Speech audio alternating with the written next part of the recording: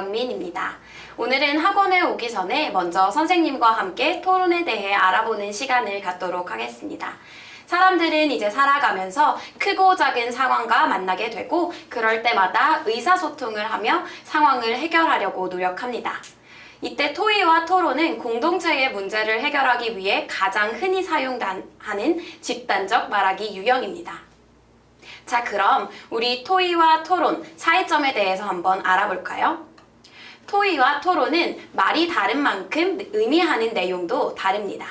토의는 어떤 공통 문제의 해결 방안을 찾기 위해 둘 이상의 사람들이 모여서 정보, 의견, 생각 등을 나누는 협동적인 의사소통 방법입니다. 즉, 토의는 주어진 문제에 대해 참여자들이 힘을 모아 해결책을 찾아내는 것이죠. 그렇다면 토론은 무엇일까요? 토론은 정해진 주제에 대한 자신의 의견을 논리적인 설득을 통해 주장하고 상대의 주장을 반박하는 대화입니다. 상대편과 제3자를 설득하는 데 목적을 두죠. 즉, 토론은 상대방을 설득하는 것입니다. 자, 그럼 토의와 토론의 차이점을 좀 더 구체적으로 알아볼까요? 첫째, 토의는 주어진 문제에 대한 의논을 통해 해답을 찾아가는 데 의미가 있습니다. 반면에 토론은 이미 해답이 나와 있으므로 그것을 설득하는 데 중점을 둡니다. 예를 들어 토의는 의논과 회의를 통해 해결책을 찾아내고자 하는 시도이지만 토론은 자신의 해결책을 상대 측과 제3자에게 납득시키고자 하는 시도입니다. 둘째, 토의는 서로 협력해 의논하면서 생각의 폭을 넓혀가는 데 반해 토론은 대립을 전제로 자신의 의견을 정면으로 주장합니다. 즉, 토의는 일종의 집단사고인 반면에 토론은 의견 대립이 먼저 존재하고 그 대립을 해결하는 가운데 발전을 꾀하고자 하는 변증법적인 사고입니다. 셋째, 토의는 자유롭게 의논하고 발언하는 것으로 아무런 제약 조건이 없습니다. 그러나 토론은 규칙과 절차, 방법 등이 정해져 있어 정해진 토론 규칙에 따라 전개가 되죠. 자, 이제 그럼 토의와 토론의 차이점 정리가 되셨나요? 그럼 이제 토론을 할 때 필요한 자세에 대해서 공부해 봅시다. 토론할 때는 자신과 상대방의 인격 그리고 생각을 소중히 여기고 존중하는 자세가 필요합니다. 그리고 정해진 규칙을 잘 지키는 것이 중요하겠죠?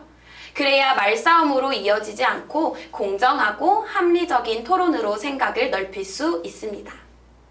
토론이 진행되면 토론자는 첫째, 논제에서 벗어나지 않도록 주의해야 합니다.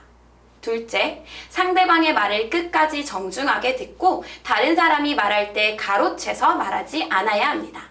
셋째, 화를 내거나 비꼬는 태도 등 감정을 상하게 하는 말과 행동을 하지 않아야 합니다. 마지막으로 근거를 제시하며 자신의 주장을 간결하고 분명하게 말해야 합니다. 그리고 토론이 끝난 후에는 토론 참가자로서의 자신의 행동을 평가해보는 시간을 갖습니다. 자신의 토론을 평가해보면서 더 나은 토론을 준비해볼 수 있겠죠? 토론은 자신의 주장을 상대방에게 설득시키는 경쟁적인 의사소통이기 때문에 자칫하면 말싸움으로 번질 수 있습니다.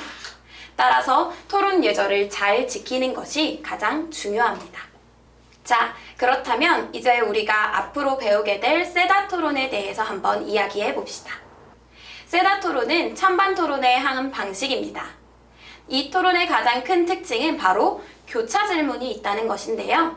무조건 자기 입장을 주장하고 상대방을 공격하는 것보다 질문을 통해 상대방 논리의 취약점을 밝히고 질문에 논리적으로 답함으로써 상대방을 설득하는 것이 중요합니다. 세다 토론은 크게 입론, 교차조사, 반박, 그리고 최종 변론으로 구성됩니다. 입론, 교차조사, 반박, 최종 변론 이 중간에는 모두 작전 타임이라는 시간이 주어지는데요. 이 작전 타임을 유용하게 사용하기 위해서는 팀원 모두가 적극적으로 참여해 앞으로 토론을 어떻게 해야 할지 작전을 짜야 합니다. 팀원들과 상대 측이 한 주장에 어떻게 반박을 할지, 그리고 자기 측의 어떤 주장을 더 강하게 내세워야 할지를 팀원의 의견을 모아 정리해야 합니다. 토론은 나 혼자 하는 것이 아니라 팀원이 같이 하는 것이기 때문이겠죠. 그리고 토론은 발언 순서, 발언 시간에도 제한이 있기 때문에 주어진 시간을 효과적으로 배분하는 것이 중요합니다.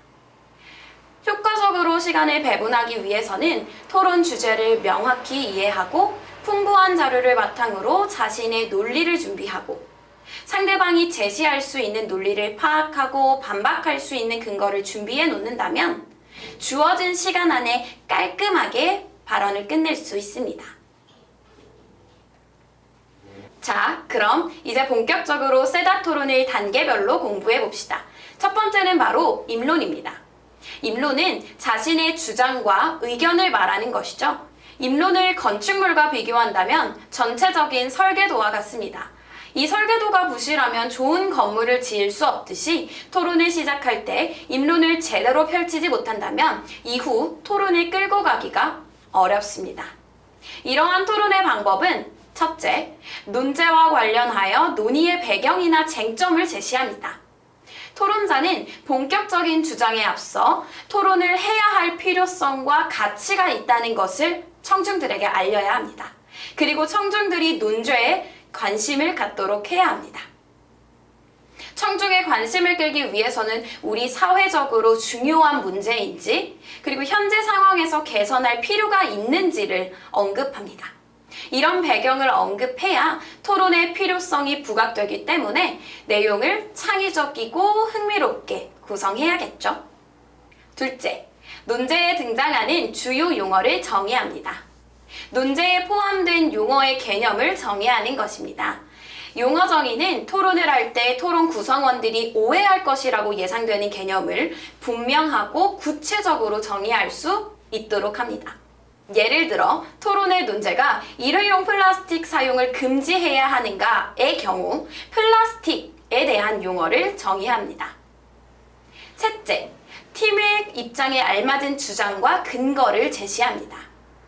주장과 의견을 명확히 정리하고 논리적인 이유와 근거를 대고 구체적인 사례와 증거를 제시해야 합니다. 그리고 주장을 뒷받침하는 근거를 3개 정도, 많게는 4개 정도 제시해야 합니다.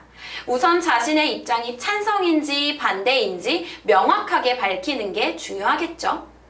그런 다음 왜냐하면 예컨대로 이유와 근거, 사례와 증거를 들면 자신의 주장에 설득력을 더할 수 있습니다. 근거들을 제시한 후 마지막에는 그래서, 따라서로 자신의 입장을 정리해서 한 번 더 강조해 준다면 훌륭한 입론을 준비할 수 있을 겁니다. 자, 다음은 두 번째 교차조사입니다. 교차조사는 이 세다 방식의 묘미라고 볼 수 있는데요. 교차조사자가 상대팀 입론자에게 질문을 던지는 것입니다. 질문을 할 때는 첫째, 사실을 확인하는 질문, 둘째, 사실을 조사하기 위한 질문, 셋째, 사실뿐만 아니라 의견까지 묻고 추궁하는 질문으로 나눌 수 있습니다. 상대 측의 허점을 찾아 질문하고 상대팀이 어떻게 답변하느냐에 따라 순발력 있게 대처해야 합니다. 특히 불충분한 근거 자료와 신뢰성이 떨어지는 자료에 대해 질문을 합니다. 교차조사를 할 때는 정해진 시간 안에 질문을 해야 하기 때문에 질문을 짧고 명확하게 합니다. 그리고 이런 질문은 상대방이 예, 아니요 로 대답할 수 있도록 질문을 합니다. 상대방의 의견을 물어보는 질문을 하게 되면 질문하는 쪽보다 대답하는 쪽이 더 유리할 수가 있습니다. 그리고 짜임새 있게 단계별로 질문을 합니다. 법정 드라마나 영화를 본 적이 있다면 기억이 날 건데요. 검사나 변호사가 가해자나 증인에게 질문을 한꺼번에 묶어서 질문하지 않습니다. 여러 가지 질문을 하게 되면 대답하는 사람은 여러 가지 질문에 대해 한꺼번에 묶어서 대답을 하기 때문에 허점을 찾아내기가 힘듭니다. 하나씩 분명하게 질문하고 대답을 들어야 상대방의 논리적 취약점을 찾아낼 수가 있습니다. 그렇다면 반대로 교차조사에서 답변은 어떻게 해야 할까요? 교차조사 답변자는 자신이 입론에서 논증한 내용과 모순되지 않도록 답변하는 게 중요합니다. 그리고 모르는 내용에 대해서 질문을 했다면 모르겠다라고 답변을 하지 말고 그 대답은 반박 시간에 답변 드리겠다라고 미루는 전략을 한번 세워보도록 합시다. 자, 그럼 다음은 세 번째, 반박입니다. 토론은 서로 다른 입장을 전제로 반대되는 의견을 논하는 것이기 때문에 반박은 토론에서 가장 핵심적인 단계입니다. 따라서 반박은 상대방 주장의 허점이나 부족한 점을 지적하고 그것이 왜 잘못되었고 어떤 점에서 오류가 있는지 밝히는 부분입니다. 이때 반론의 방법은 크게 5가지입니다. 첫째, 사실성입니다. 상대 측이 제시한 주장, 근거, 사례, 조건 등이 사실인지 그리고 받아들일 수 있는지를 점검해야 합니다. 상대방이 제시한 내용이 사실에 어긋나는 거짓이라면 아무리 말을 잘해도 상대방에게 받아들여지기가 어렵겠죠? 그러니 사실 여부를 확인하고 반론을 합니다. 둘째, 관련성입니다. 주장과 근거, 근거와 사례, 주장과 사례가 관련이 있는지 점검을 하고 타당한지 점검해 봅니다. 그리고 추론 과정에서 오류는 없는지도 살펴보아야 합니다. 이 기준에 어긋날 경우 논리적인 허점이 크게 보일 수 있습니다. 주장을 강화하기 위해 사용한 근거가 주장과 관련성이 없거나 약하면 주장의 설득력이 떨어질 것입니다. 또한 사례로 든 자료나 정보가 주장, 근거, 연결고리에 적절한 예가 아닐 때 논증은 힘을 잃을 것입니다. 셋째, 충분성입니다. 제시한 근거나 사례가 주장을 뒷받침하기에 충분한지 점검해야 합니다. 이 반론 방법에서는 제시된 사실들이 주장을 지지하기에 충분한지 그리고 의견이 제대로 된 출처에서 나온 것인지를 따져봅니다. 넷째, 부작용 찾기입니다. 이 방법에서는 상대 측이 제시한 주장을 인정할 때 생기는 불이익, 부작용, 문제점을 제시하며 주장을 부정해야 합니다. 상대 측이 제시한 주장이 제 기능을 못하거나 오히려 더 심각한 문제를 일으킨다고 주장하는 방식이죠. 5번째, 새로운 방안 찾기입니다. 상대 측이 제시한 주장보다 더 나은 방안을 제시하며 그 주장을 무너뜨려야 합니다.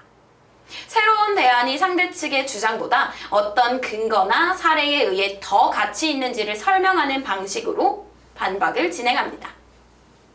이렇게 총 5가지 방법으로 반박을 여러 각도에서 준비해 본다면 상대팀의 오류를 찾아내서 반박을 좀 더 수월하게 진행할 수 있을 것입니다. 자, 이제 마지막 단계, 최종 변론입니다. 최종 변론은 양측의 입장을 마지막으로 정리하고 마무리하는 단계입니다. 앞서 진행해왔던 입론, 교차조사, 반박에서 원하는 만큼 잘하지 못했다고 할지라도 마지막 최종 변론을 통해 판정단에게 자기 측의 입장을 각인시킬 수 있습니다. 최종 변론을 구성할 때는 첫째, 재반박을 구성합니다. 여전히 상대 측 주장에 대해서 반론의 요소가 있다면 철저히 반박해야 합니다. 앞에서 언급된 반박을 되풀이하기보다는 재반론이 필요한 부분에 대해서 집중적으로 반박을 합니다. 둘째, 자기 측의 입장과 근거를 강조합니다. 입론에서 최종 변론에 이르기까지 진행되었던 자기 팀의 주장과 근거를 간단하게 요약하여 핵심이 되는 내용을 강조합니다. 셋째, 쟁점을 중심으로 발언 내용을 정리합니다. 이 과정은 토론에 참여하는 모든 사람이 토론 내용을 제대로 공유하기 위해 필요합니다. 토론의 내용은 쟁점을 중심으로 요약하되 단순한 요약에서 그쳐서는 안 되고 상대방보다 자신의 주장과 반론이 더 효과적임을 드러내야 합니다. 그리고 마지막으로 예화나 비유, 인용문을 활용하여 깊은 인상을 남깁니다. 즉, 간단하게 예를 들어서 이야기를 전개하거나 비유를 통해 이야기를 쉽게 하거나 속담이나 격언, 명언 등을 인용해서 자신의 팀이 주장하고자 하는 내용의 이해를 도울 수 있습니다. 적절한 예화나 비유, 인용문을 효과적으로 활용하면 판정단에게 깊은 인상을 남길 수 있겠죠? 그러니 평소에 다양한 독서가 뒷받침되어야 합니다. 그리고 이러한 표정 변론은 친절하게 설명하듯이 말해야 합니다. 최종 변론은 토론자가 자기 팀의 주장과 근거를 발언할 수 있는 마지막 기회입니다. 판정인의 입장에서 생각한 후에 판정단이 이해하기 쉽고 정리하기 쉽도록 내용을 재구성하는 시간이기도 합니다. 그러니 친절하게 설명해 주는 것이 좋겠죠? 자, 입론, 교차조사, 반박, 그리고 최종 변론까지 오늘 모두 배워봤습니다. 우리는 지금까지 토론을 잘 하기 위한 방법을 배웠는데요. 하지만 하나 더 중요한 사실이 남아 있습니다. 그것은 바로 경청입니다. 듣기와 말하기는 짝을 이루어 의사소통에서 큰 비중을 차지하는 중요한 언어 활동입니다. 어떤 형식이든 언어적 의사소통에서는 기본적으로 말하는 사람과 듣는 사람이 반드시 있기 마련이죠. 즉, 듣기가 없다면 의사소통은 성립될 수가 없습니다. 토론에 대해 잘 모르는 친구들은 자기 생각을 논리적으로 이야기하는 것만을 부러워합니다. 하지만 그렇게 말을 잘하려면 상대방의 이야기를 잘 들어야 한다라는 것이죠. 토론은 자신의 주장을 일방적으로 전달하는 웅변이나 연설이 아닙니다. 토론은 자신과 반대되는 견해를 가진 상대 측 의견을 올바로 경청하여 논리적 허점을 찾아내 반박하는 과정이기 때문에 듣기가 무엇보다 중요합니다. 이런 경청은 귀로만 해서는 안 됩니다. 바로 눈으로 함께 들어야 합니다. 말하는 사람과 눈을 맞추며 들어야 진정한 경청이라고 볼 수 있겠죠. 이 모든 걸 한 번에 잘 해낸다면 좋겠지만 모든 일에는 연습이 필요합니다. 오늘 함께 공부한 내용을 바탕으로 학원에서 친구들과 토론을 해보면서 연습을 해봅시다. 지금까지 CNA 강사 강경민이었습니다. 감사합니다.